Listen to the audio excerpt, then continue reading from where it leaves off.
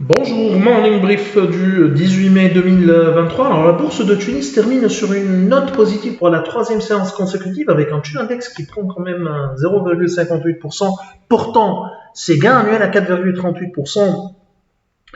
Et la hausse ne s'attribue pas uniquement, ou n'est pas attribuée également uniquement aux banques, puisque les autres titres des sociétés non financières ont également terminé sur une note positive.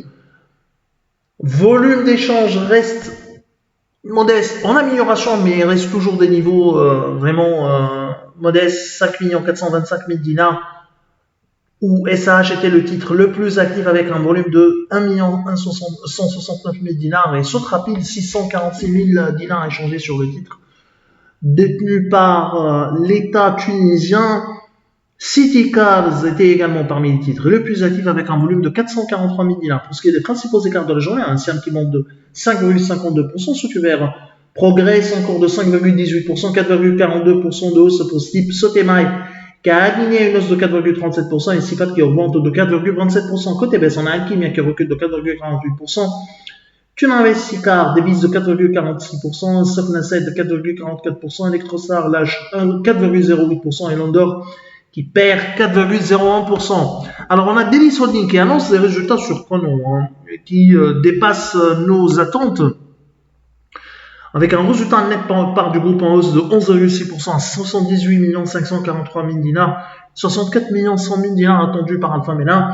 EBITDA 2022 qui s'établit à 154 317 000 dinars, 145 millions de dinars prévus par Alpha Mena contre 141 266 000 dinars une année auparavant.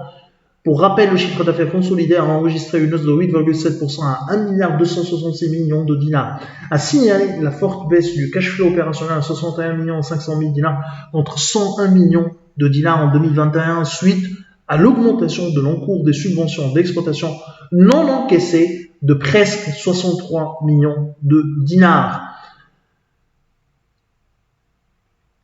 D'ailleurs, les crédits de financement de cycle d'exploitation ont bondi de 3 millions de dinars à 36 millions de dinars. L'augmentation de la dette brute a engendré une hausse des charges d'intérêt de 22,4% à 11 631 000 dinars. Cette situation ne devrait pas s'améliorer en 2023 au vu des pressions croissantes sur le budget de l'État tunisien.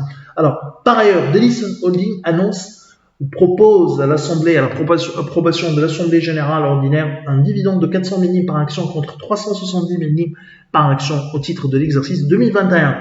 Alors, on a également un Recycle qui avait déjà annoncé ses résultats de 2022, vient de publier ses états financiers consolidés. Résultat net part du groupe 2022 s'établit à 16 628 000 dinars, soit un repli de 37,5%. Le fabricant de vélos a comptabilisé une provision sur le compte client de 3 16 000 dinars. Donc, vraisemblablement, sur un résultat ajusté, on serait autour de 19 millions de dinars.